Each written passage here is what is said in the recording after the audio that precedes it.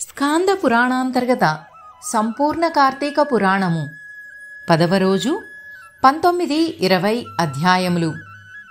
19వ అధ్యాయము చతుర్మాస వ్రతము. మునిజనులారా, చతుర్మాస వ్రతమును గూర్చి సవివరంగా వివరిస్తాను వినండి. శ్రీ మహావిష్ణువు లక్ష్మీదేవి సన్నిధికి దేవముని నారదుడు వచ్చి వినయ వివేకాలతో భక్తి ప్రపత్తులతో తన ముకుళిక హస్తాలతో నమస్కరించి నిలబడ్డాడు. శ్రీహరి చిరునవ్వులొలికిస్తూ, నారదా, క్షేమమా అని ప్రశ్నించాడు. త్రిలోకాలెలా ఉన్నాయని అడిగారు. మునులు జనులు సత్కర్మలతో సత్ప్రవర్తనతో అలరారుతున్న వివరాలు అడిగారు. హే ముకుందా, లక్ష్మీవల్లభ, లోక సంరక్షక, నీ వెరుగని విషయాలేమున్నాయని నేను వివరించగలను. అయినా నీవు చెప్పమంటున్నావు గనక విన్నవిస్తున్నాను. లోకమున నరులు ఎవరి తీరున వారు మసలుకుంటున్నారు. విద్యుక్త విధుల పట్ల శ్రద్ధ చూపకున్నారు. పుణ్యవ్రతాలు చేయువారు సైతము వాటిని నిర్విఘ్నంగా పూర్తి చేయడం లేదు. పరనింద, అహంకారము పెచ్చు పెరిగాయి. మధుమాంసాదులు నిషిద్ధాహారాల పట్ల మోజు కలిగి హింసలకు దుష్కృత్యాలకు పాల్పడుతున్నారు. అట్టి వారిని సముద్ధరించి కాపాడుము అని సమస్తాన్ని వివరించాడు నారదుడు. అంత శ్రీ మహావిష్ణువు లోక సంరక్షణార్థం ధర్మ సముద్ధరణ కోసం లక్ష్మీ సమేతుడై భూలోకానికి వచ్చి పుణ్యక్షేత్రాలు, పుణ్యతీర్థాలు, ఋషి ఆశ్రమాలు తిరుగుతున్నాడు. వృద్ధ దంపతుల రూపంలో ఉన్న లక్ష్మీనారాయణులను నిరసించేవారు కొందరు, కాగా గౌరవించి అతిథి మర్యాదలతో ఆదరించేవారు కొందరు. వీరి ఉనికినే పట్టించుకోక వారి వారి కార్యక్రమాలలో లీనమై ఉండేవారు కొందరు. ఇలా ప్రజలు పలు రకాలుగా మసలుకుంటుండగా చూసిన రమామాధవుడు ఋషి వాటికలు చూసేందుకు బయలుదేరాడు. అలా వారిని సందర్శిస్తూ నైమిసారణ్యానికి వచ్చారు. సూత సౌనికాదులు వారిని భక్తి శ్రద్ధలతో ఆరాధించగా వారిలో జ్ఞానసిద్ధుడనే యోగేంద్రుడు, హే వృషికేశ, మాధవ, మధుసూదన, హే పుండరీకాక్ష, మీ రాకతో మేము మా ఆశ్రమము ధన్యత్వం చెంది తరించాము.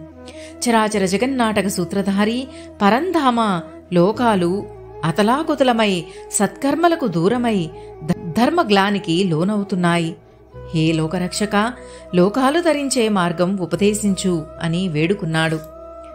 జ్ఞానసిద్ధ, కోరవలసిన కోరికనే కోరావు. లోకోద్ధరణే ధ్యేయంగా నేను శ్రీ మహాలక్ష్మి భువికి దిగివచ్చాము. లోకశ్రేయస్సే ధ్యేయంగా గల నీకు 2 వరాలను అనుగ్రహిస్తున్నాను, కోరుకోవలసిందన్నాడు శ్రీహరి. దేవదేవా, ప్రాపంచిక వ్యామోహములకు అతీతంగా మసలు లేకున్నాము.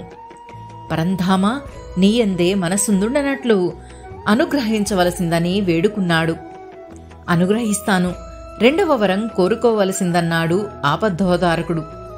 దురాచారము, పాపకర్మలు, సాత్వచింతనలు ప్రజలలో పెచ్చు పెరిగిపోతున్నాయి. అవి తొలగి ప్రజలు ధర్మచిత్తులై మసలు కొనగల రీతిని కొనసాగించగల వ్రతాన్ని అనుగ్రహించు లోకరక్షక అని ప్రార్థించాడు జ్ఞానసిద్ధుడు. అందుకొక వ్రతాన్ని అనుగ్రహిస్తున్నాను. దీనివల్ల ప్రజలలో జాగరూకత, నిశ్చలత కలుగుతాయి.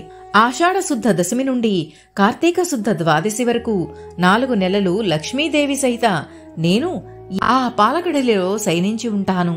నాకు నిద్రాసుఖాన్నిచ్చే ఈ కాలం ప్రజలు మెలకుగా మసలుకోగలందులకు ఈ వ్రతం తోడ్పడుతుంది. ఇది నాకు ప్రీతిదాయకమైన వ్రతం.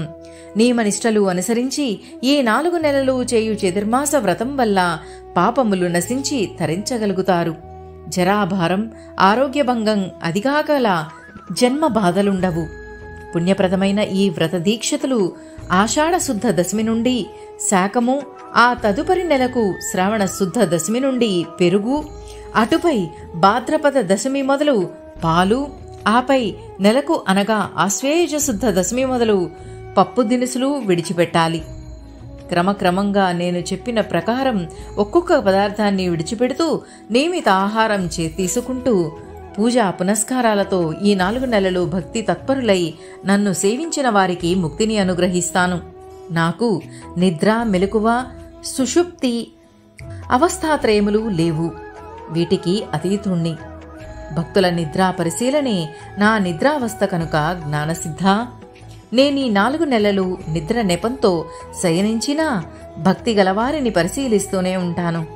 త్రికాలమందు స్తోత్రము చేయు వారికి, నిశ్చల చిత్తంతో క్రమం తప్పకుండా నన్ను పూజించు వారికి నేను ప్రసన్నుడనవుతాను అని ప్రబోధించి శ్రీహరి వైకుంఠానికి వెళ్లి శేషతల్పాన శయనించాడు. పాపులు, దుర్మార్గులు ఈ వ్రతం వల్ల సత్వర్తనులవుతారు. అన్ని కులాల వారు ఈ వ్రతాన్ని చేయవచ్చు. ఈ వ్రతాన్ని నిందించినా, నిరసించినా గోహత్య మహాపాతకాన్ని, జన్మ జన్మలు సురాపానం చేసిన పాపాన్ని పొందుతారు అని అంగీకరసని వివరించారు. 19వ అధ్యాయము సమాప్తము. శ్రీ స్కాంద పురాణాంతర్గత మిథిలానగర ప్రభు జనక మహారాజా, ఈ కార్తీక మాసం నెల రోజులు పుణ్యకార్యాలతో పవిత్రమవుతుంది. కావున ఈ మాస ఔన్నత్యాన్ని ఎంత చెప్పినా తరగదు. ఈ కార్తీక మహాత్మ్యం యొక్క విశిష్టతను తెలుసుకోవాలంటే అత్రి మహర్షి, అగస్త్యుల వారి మధ్య జరిగిన సంవాదమును తప్పక తెలుసుకోవలసిందే. ఒకనాడు అత్రి మహాముని అగస్త్యుని చూసి, లోకోపకారార్థము కార్తీక మహాత్మ్యం యొక్క గొప్పదనాన్ని తెలిపే శ్రీహరిగాథను ఒకదానిని వివరిస్తాను, శ్రద్ధగా విను. గంగా, గోదావరి మునగు పవిత్ర నదులలో సరిసమానమగు నదియుగాని, బ్రాహ్మణులతో సరితూగే జాతిగాని, ధర్మము కంటే గొప్పదైన నీతిగాని, కంటి వెలుగును మించిన ప్రకాశముగాని, కార్తీక మాసంతో సరితూగగల వేరొక మాసంగాని, శ్రీ మహావిష్ణువుతో సమానమగు భగవంతుడుగాని లేరని గ్రహించి మసలుకో. ఈ ధర్మ సూక్ష్మాన్ని గ్రహించి స్నాన, జప, తప, ధ్యాన, దానాదులతో తరించు. కార్తీక స్నాన దీపదానాలు శ్రీమన్నారాయణునికి అర్చనలు, పూజలు, సేవలు వలన సమస్త కోరికలు లభిస్తాయి.